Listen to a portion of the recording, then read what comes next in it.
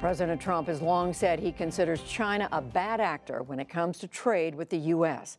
Today, he took his biggest steps yet against the country with a second wave of tariffs on Chinese imports.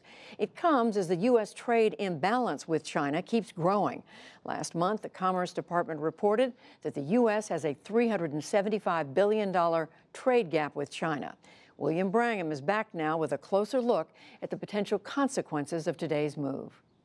Even as that trade deficit with China has grown, American exports to China have also grown. Last year, they rose to $130 billion. The president's new taxes and tariffs could impact roughly 1,300 Chinese products. These are products we buy and wear and use every single day.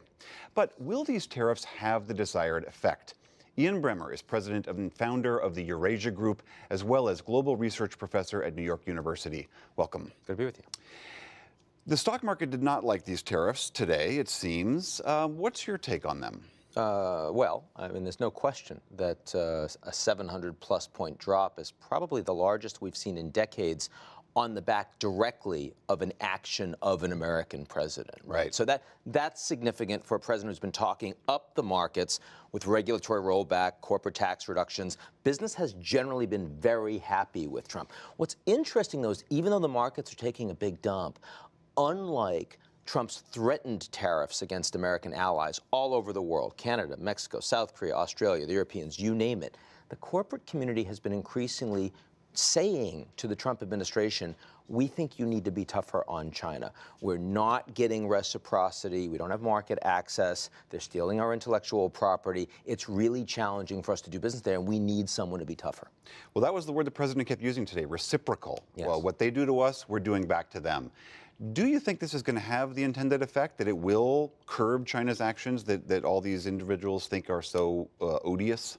If it was implemented properly and consistently, I think it might. I mean, I can tell you that senior Chinese officials in the past couple weeks had told me that in the Bao Forum coming up, which is like their Davos in April, that Xi Jinping was going to give a really big speech. He's already now sort of president for life, right? So he's cleared the decks. He was planning on offering a broader reform message, in part in response to American pressure. That's a big deal. But the Americans are fighting this with one hand behind our back for a couple reasons. First of all, because, as you know, American allies are really not very happy with the United States right now. If we were going to start to engage in hitting the Chinese hard, our European allies are having the same problems with China. Our Japanese allies, same problem. Wouldn't we want them to be aligned with us?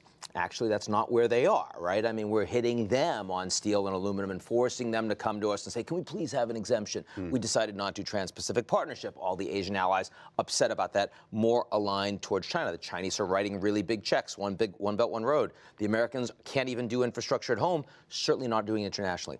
There's one other big point, which is this new Taiwan Travel Act, just signed into law by President Trump, which says that Americans can travel senior level to Taiwan, will accept Taiwanese leaders to the United States. That is a non sequitur to the Chinese and a red flag. They'll feel backed in the corner. They consider Taiwan to be domestic policy. And the fact that Trump has decided to move ahead in escalation on Taiwan at the same time as he's escalating on trade says to the Chinese, this isn't just about trade. This is the Americans and Trump showing his true colors. We're going to hit you hard.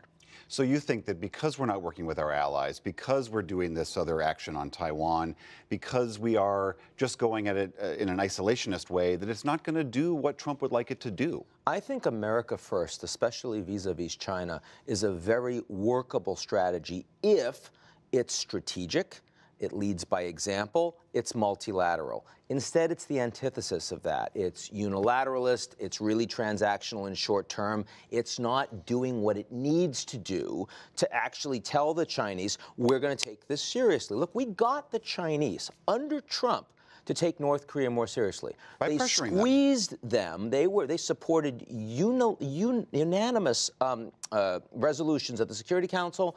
They cut off smuggling. They broke down joint ventures with the North Koreans. They never would have done that under Obama or under Bush. And that was because Trump was pressuring them. So it's not that American pressure doesn't work against the Chinese. And we do need to execute and show that we're willing to take some market pain in the United States so that they'll take us seriously. But if you want a strategy like this to work, just like on North Korea, you need your allies, you need envoys and the rest. Trump has not set himself up for success here. China said today, we don't want a trade war, but they implied if you're starting one, we will meet you right there on the battlefield. Do you think that's what's going to happen? Look, there's no question. When we hit them on solar panels a month ago, they came back and hit us in sorghum, and the cost was roughly the same. If they end up being charged $50 billion, they're going to hit the United States. They've already talked soybeans, about a $15 billion export industry right now to the Chinese. That's going to hit red states, so Trump and his allies are going to take it on the chin there. They'll also hit American corporations doing business in China. Ian Bremmer, thank you very much. My pleasure.